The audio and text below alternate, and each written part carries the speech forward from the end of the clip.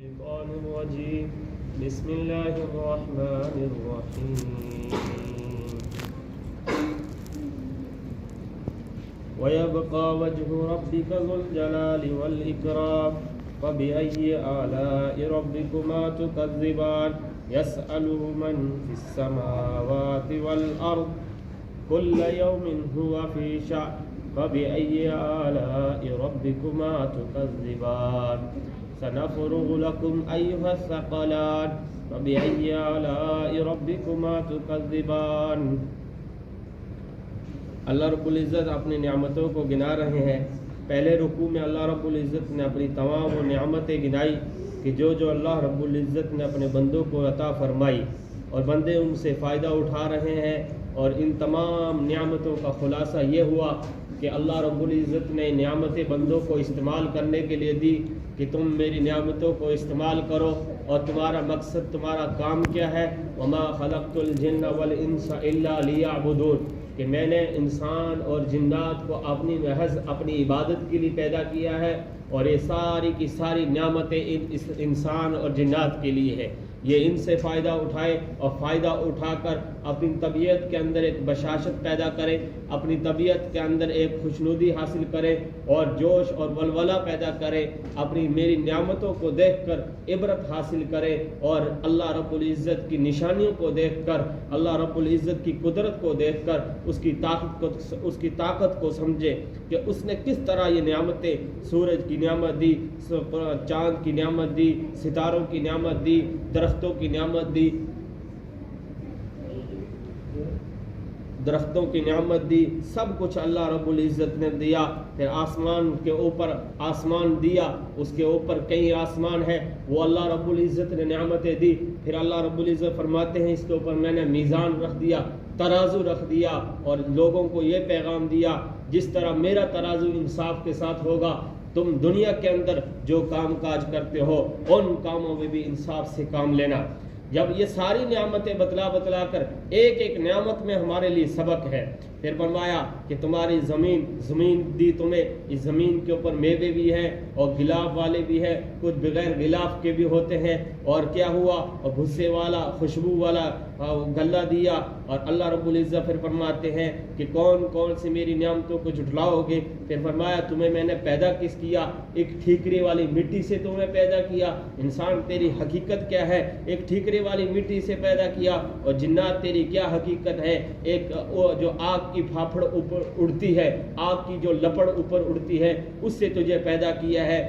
یہ سارا کچھ بتا کر فرمایا کہ میں مشرقین کا بھی رب ہوں، مغربین کا بھی رب ہوں، کہ مشرقین کا میں نے بتایا ایک سردی کے موسم میں سورج ایک جگہ سے نکلتا ہے، اور گرمی کے موسم میں سورج ایک طرف سے نکلتا ہے، ان دونوں کو ملا کر مشرقین کہہ دیا۔ اور جب ڈوبنے کا وقت آتا ہے تو یہی حالت ہوتی ہے، گرمیوں میں سورج الگ جگہ ڈوبتا ہے، دوسری جگہ تھوڑا سا ہٹ کر، اور سردیوں میں تھوڑا سا ہٹ کر ڈوبتا ہے۔ اس کو کہا مغربین، یعنی مشرقین اور مغربین دونوں کا میں رب ہوں، اللہ رب العزت فرماتے ہیں۔ پھر فرمایا کہ جب سمندر میں نے چلا دیے، ان سمندروں کے اندر، جب دریاؤں کے اندر سمندر خلط ملط ہو جاتا ہے، سمندر کا پانی ہوتا ہے کھارا، دریا کا پانی ہوتا ہے میٹھا، کتنے ہی دریا سمندر کے اندر چلے جائیں لیکن سمندر کا پانی کھارا کا کھارا رہے گا، خلط ملط نہیں ہوگا۔ یہ بھی اللہ کی طاقت ہے۔ پھر اللہ رب العزت فرماتے ہیں کہ ان کے درمیان میں نے ایک آڑ رکھ دی ہے، وہ نہ ایک دوسرے پر غالب بھی نہیں آتی، یعنی جب کھارا میٹھے کے اندر مکس ہو جاتا ہے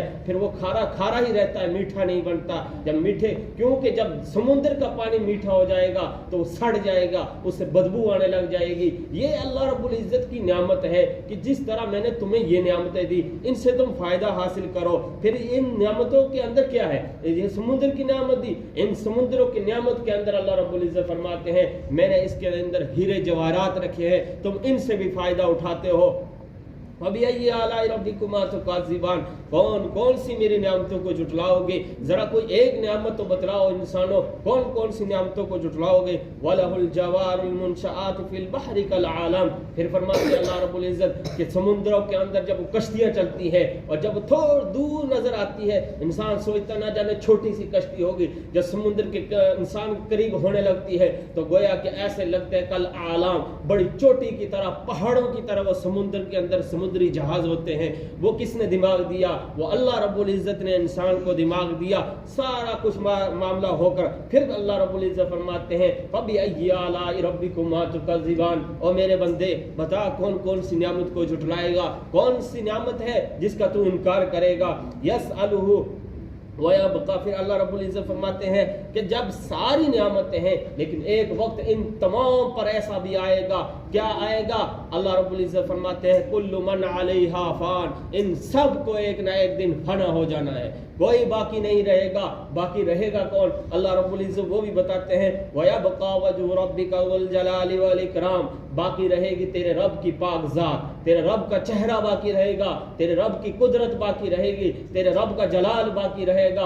और जब आखिर में 4 फरिश्ते भी रह जाएंगे, उनको भी अल्लाह हुक्म देंगे तुम भी मर जाओ। लास्ट में इज़राइल रहा, उसको भी कहेंगे कि अब तू भी मर जा, खत्म हो गई सारी दुनिया। और होता क्या है, सारा मामला क्या होता है? अल्लाह रब्बुल इज़्ज़त फरमाते हैं कि जब सूरज, चांद, सितारे, दरख्त, पौधे, आज इंसान सूरज को पूज रहा है, चांद को पूज रहा है, दरख्त के आगे सजदे कर रहा है, ना जाने किस किस चीज के आगे सजदा कर रहा है। कोई कब्र के अंदर लेटा हुआ है, उसको अपने वली समझकर, उसको अपना कारसाज समझकर उसके आगे सजदा कर रहे हैं। अल्लाह उसका जवाब दे रहे हैं कि लोगों कहां की तरफ जा रहे हो, किस घाटी की तरफ जा रहे हो, किस बर्बादी की तरफ जा रहे हो? एक अल्लाह को छोड़कर, अल्लाह को छोड़कर कहीं औरों के दरों में घूम रहे हो, ये तुम्हारे लिए मुनासिब नहीं है। अल्लाह जवाब दे रहा है कि जो कुछ जमीन आसमान के ऊपर है ये सारे के सारे अल्लाह से मांगते हैं। सूरज भी जब सुबह निकलने की तैयारी करता है, अल्लाह से इजाजत मांगता है, ए अल्लाह मैं निकलूं कि ना निकलूं, क्या क़यामत का वक्त करीब तो नहीं आ गया है?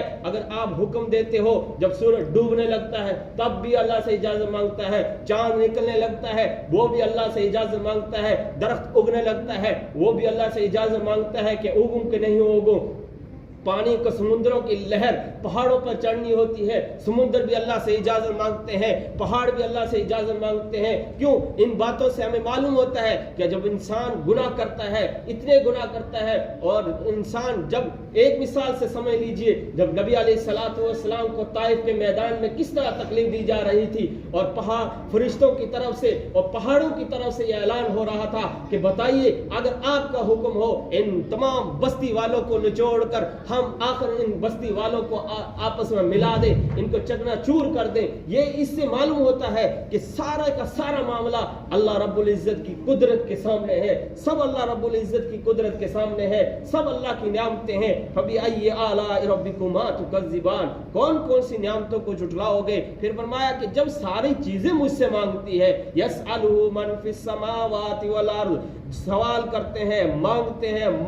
मन ये हर एक के लिए आता है, जो अक्ल वाली चीजें होती है, गैर अक्ल वाली चीजें होती है, सब अल्लाह के से मांग रहे हैं। सूरज, चांद, सितारे सब अल्लाह से आगे हाजत रवा है, सब अल्लाह से अपनी फरियादों को रख रहे हैं। जो कुछ जमीन के ऊपर है, जो कुछ आसमान के ऊपर है, सब अल्लाह से दुआएं कर रहे हैं, फरियाद कर रहे हैं। और एक इंसान को शैतान ने इतना गुमराह किया कि वो किसी और के दर के सामने झुकने लग गया, किसी और को अपना कारसाज समझने लग गया। और अल्लाह रब्बुल इज़्ज़त फरमाते हैं इन्नल्लाह ला यग़फिरु अन युशरका बिही व यग़फिरु मा दून ज़ालिक, के तमाम गुनाहों को माफ कर दूंगा, लेकिन शिर्क अल्लाह रब्बुल इज़्ज़त को बिल्कुल पसंद नहीं। अल्लाह रब्बुल इज़्ज़त फरमाते हैं मैं इसको बिल्कुल माफ नहीं करूंगा। दूसरा रुकू शुरू हो रहा है, कुल्लु यौमिन हुवा फी शान, अल्लाह रब्बुल इज़्ज़त की हर एक ना एक दिन एक नई शान होती है, एक नया नया काम होता है अल्लाह रब्बुल इज़्ज़त की। शान के माना एक काम अल्लाह रब्बुल इज़्ज़त का। ये नहीं कि इंसान सोचता है कि जमीन आसमान को बना दिया, अब अल्लाह रब्बुल इज़्ज़त आराम से बैठ के है, हमारा नहीं। किसी को अल्लाह रब्बुल इज़्ज़त मौत दे रहा है, किसी को जिंदगी दे रहा है, किसी को रिस्क दे रहा है, किसी से छीन रही है, कोई अपनी करतूतों की वजह से किसी से रिस्क छीन रहा है, किसी को अपने वबाल की वजह से कुछ ना कुछ दुनिया के अंदर हो रहा है। सुबह आ रही है, शाम जा रही है, दिन आ रहा है, रात आ रही है, सितारे चढ़ रहे हैं, चांद चढ़ रहा है, सूरज उभर रहा है, उसकी किरणें दुनिया को मिल रही है, बारिशें हो रही है, जमीन के ऊपर फसलें हो रही है। ये सारे किसके करने से हो रहा है? अल्लाह रब्बुल इज़्ज़त फरमाते हैं कुल्लु यौमिन, हर दिन अल्लाह रब्बुल इज़्ज़त की एक ना एक नई शान होती है, नया काम होता है अल्लाह रब्बुल इज़्ज़त का। फबिअय्यि आलाइ रब्बिकुमा तुकज़्ज़िबान, 31 बार ये जुमला अल्लाह रब्बुल इज़्ज़त ने अपनी पाक किताब में फरमाया कि कौन सी नियामतों को झुठलाओगे। सनफ़रुगु लकुम अय्युहस सक़लान, अनकरीब हम फारिग हो जाएंगे तुम्हारे लिए। दो बाहरी मखलूक से मुराद कौन है?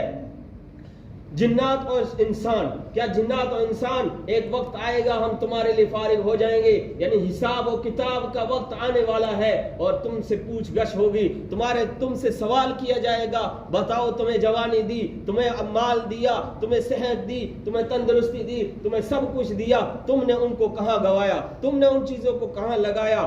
فَبِأَيِّ آلَاءِ رَبِّكُمَا تُكَذِّبَانِ یا معشر الجن والانس۔ اللہ رب العزت فرماتے ہیں جب میری ساری نعمتیں کھا رہے ہو، جب میری نعمتیں کھا کھا کر اللہ رب العزت کی عبادت نہیں کر رہے ہو، پھر میری زمین و آسمان کے اوپر رہ کیوں رہے ہو؟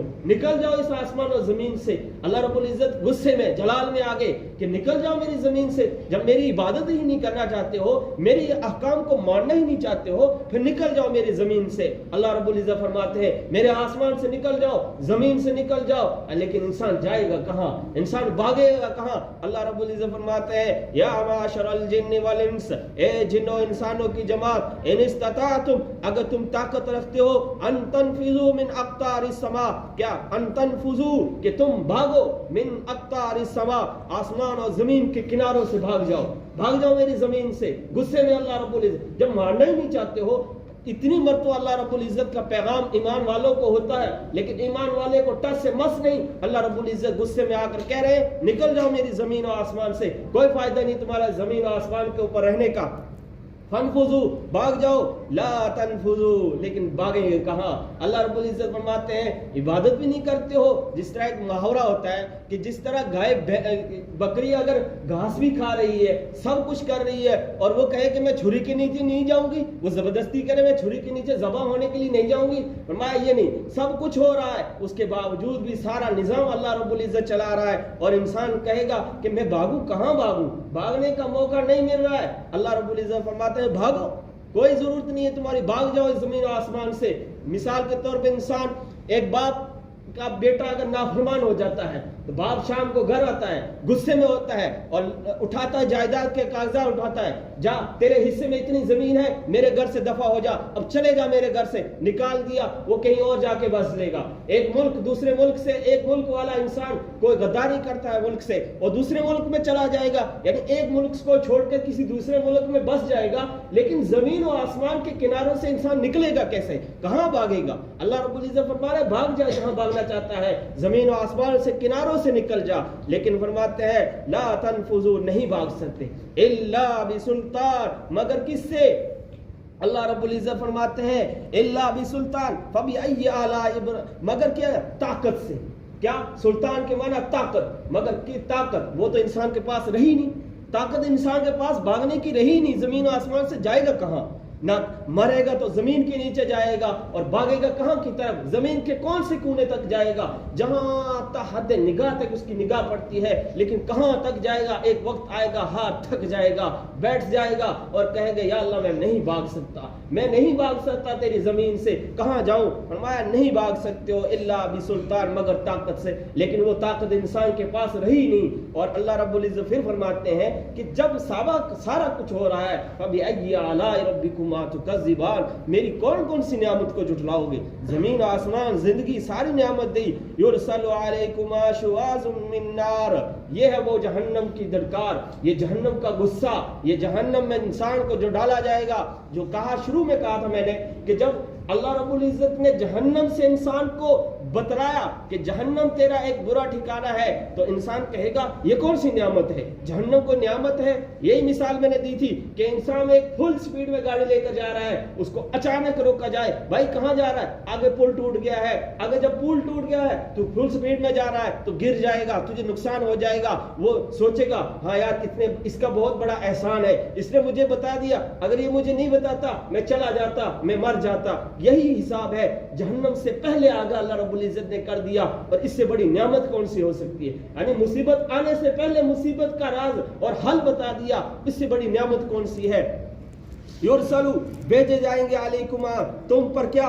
شواظ، انگارے من نار، یعنی ڈالے جائیں گے ان کے اوپر جو جہنم کے اندر چلے گئے، اب ان کے اوپر اللہ رب العزت جہنم کے اندر شعلے آگ کے ڈالیں گے، ونحاس، اور دھواں ہوگا، جہنم کے اندر شعلے ان کے اوپر پڑیں گے اور دھواں ان پر ہوگا، اور ہوگا کیا ان کے ساتھ؟ فلا تنتصران، ان کی کوئی مدد بھی نہیں کی جائے گی، کوئی نہیں ان کی مدد کرنے والا. جو اللہ کو نہ اللہ رب العزت کو جس نے چھوڑ دیا, اللہ رب العزت کیا ہے جس نے اللہ رب العزت کی کوئی قدر ہی نہیں کی, اللہ رب العزت کو اپنا حقیقی معبود سمجھا ہی نہیں, تو اللہ رب العزت فرماتے ہیں فلا تنتصران, اس کی کوئی مدد بھی نہیں کی جائے گی. فبأي آلاء ربكما تكذبان, کون کون سی نعمتوں کو جھٹلاؤ گے. پھر ایک اور جھٹکا دیکھیے, فإذا انشقت السماء فكانت وردة كالدهان, جب آسمان پھٹ جائے گا تو وہ کیا ہوگا, ایک گلاب کی طرح ہو جائے گا. جب گلاب کی طرح ہو جائے گا, کالدهان, جیسے تیل چھٹ کے تیل ہوتا ہے نا, ایک تیل کی کڑھائی میں لیا جاتا ہے, جب اس کو اچھی طرح پکایا جاتا ہے, وہ تیل اگر انسان کی تھوڑے سے جسم پہ بھی پڑ جاتا ہے اور انسان کی بری حالت ہو جاتی ہے. جب آسمان پھٹے گا پھر آسمان سے اس طرح کے چھولے انسان کے اوپر برسیں گے, وہ انسان کے اوپر برسیں گے, انسان پریشان حال ہو جائے گا اور کہے گا اب جاؤں تو جاؤں کہاں. فبأي آلاء ربكما تكذبان فيومئذ لا يسأل عن ذنبه إنس ولا جان يعرف المجرمون بسيماهم فيؤخذ بالنواصي والأقدام هذه جهنم التي يكذب بها المجرمون. یہ اس کا خلاصہ صرف بتاتا ہوں, باقی ترجمہ انشاءاللہ کل. کیا انسان کہے گا, اللہ رب العزت فرماتے ہیں کہ انسانوں سے اس وقت نہیں جب جہنم کے اندر ڈال دیے, اب نہیں ان سے پوچھا جائے گا ان کے گناہوں کے بارے میں, تم نے فلاں گناہ کیا, تم نے فلاں گناہ کیوں کیا, کیونکہ وہ گیا ہی گناہوں کی وجہ سے جہنم کے اندر, پھر پوچھنے کی کیا وجہ ہے. اللہ رب العزت فرمائیں گے اب پوچھا نہیں جائے گا, اب جہنم کے اندر ہی ڈالے جائیں گے. کیوں؟ کیونکہ وہ چہروں سے پہچانے جائیں گے, چہرے ان کے کالے پڑ جائیں گے, آنکھیں ان کی نیلی پڑ جائیں گی, اور جسم ان کا گندا ہو چکا ہوگا, اور ان کے اوپر کیا حمیم ڈالا, کھولتا ہوا پانی ڈالا جائے گا. جب وہ پانی ڈالا جائے گا انسان کا جسم پگھل جائے گا, پگھل کر پھر انسان دوبارہ تیار ہو جائے گا, پھر اس کے اوپر وہی پانی ڈالا جائے گا, گرم لہتا ہوا پانی ڈالا جائے گا. اور کیسا پانی؟ انسان کہے گا ہائے پیاس, ہائے پیاس, جہنم کے اندر پیاس لگ رہی ہے, اور انسان کو پلایا کیا جائے گا. یہ انسان کے اوپر آج ہم ان سے بہت اندازہ لگا سکتے ہیں, پھوڑے اور پھوسی انسان کے اوپر نکلتے ہیں جسم کے اوپر, اور اس کے اندر ایک پاک جیسی بن جاتی ہے, اور قیامت کے دن جہنم کو یہ پلائی جائے گی. جب یہ جہنم کے اندر پلائی جائے گی وہ کہیں گے ہائے پیاس, ہائے پیاس, پھر پلائی جائے گی. اور یہ نہیں ٹھنڈی نہیں پلائی جائے گی, بلکہ جہنم کے اندر کھولتے ہوئے پانی سے ابالا جائے گا, پھر ان کے ہونٹوں پر ڈالا جائے گا. انسان کے نیچے والے ہونٹ نیچے گر جائیں گے, اوپر والے ہونٹ اوپر کی طرف اٹھ جائیں گے, انسان بڑے خستہ حالت میں پڑ چکا ہوگا. پھر اللہ رب العزت فرماتے ہیں ابھی وقت ہے انسانوں کے لیے, وقت ہے, سدھر جاؤ. پوری دنیا کو اللہ رب العزت کا پیغام ہے فبأي آلاء ربكما تكذبان, میری کون سی نعمتوں کو جھٹلاؤ گے. کوئی تو ایک نعمت بتاؤ جس کو تم جھٹلا سکتے ہو. کہا کہ اگر تم مانتے نہیں ہو تو زمین آسمان سے نکل جاؤ, یہاں تمہارا رہنے کا کوئی فائدہ نہیں. لیکن بھاگے گا, لا تنفذوا الا بسلطان, وہ نہیں بھاگ سکتا مگر طاقت سے, لیکن اس کے پاس طاقت ہی نہیں رہی. حضرت ابو بکر صدیق رضی اللہ تعالی عنہ جب ان چیزوں کا ذکر کرتے تھے اور بے تحاشا ہو کر رو پڑتے تھے.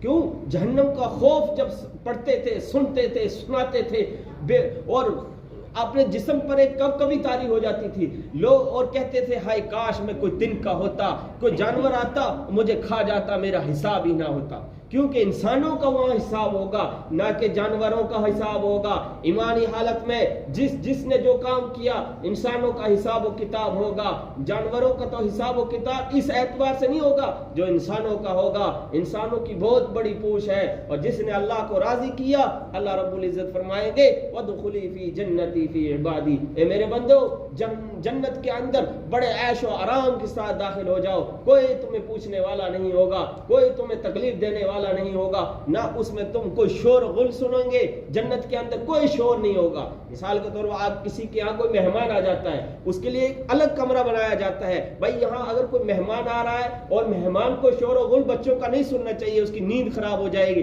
بس یہی معاملہ, اس سے بھی زیادہ سیفٹی اللہ رب العزت نے جنت کے اندر رکھی ہوئی ہے کہ جب اس کو آرام کے لیے ڈال دیا, آرام کے لیے رکھ دیا, آرام کے لیے بھیج دیا, اب اس کو کوئی پریشان کرنے والا نہیں ہے. اللہ رب العزت جہنم کا خوف ہمارے دلوں میں بٹھائے, اللہ رب العزت جنت کا شوق ہمارے دلوں میں بٹھائے, اور جنتی والے کام ہمیں کرنے کی توفیق عطا فرمائے, اور جہنمی والے کاموں سے ہماری حفاظت فرمائے. وآخر دعوانا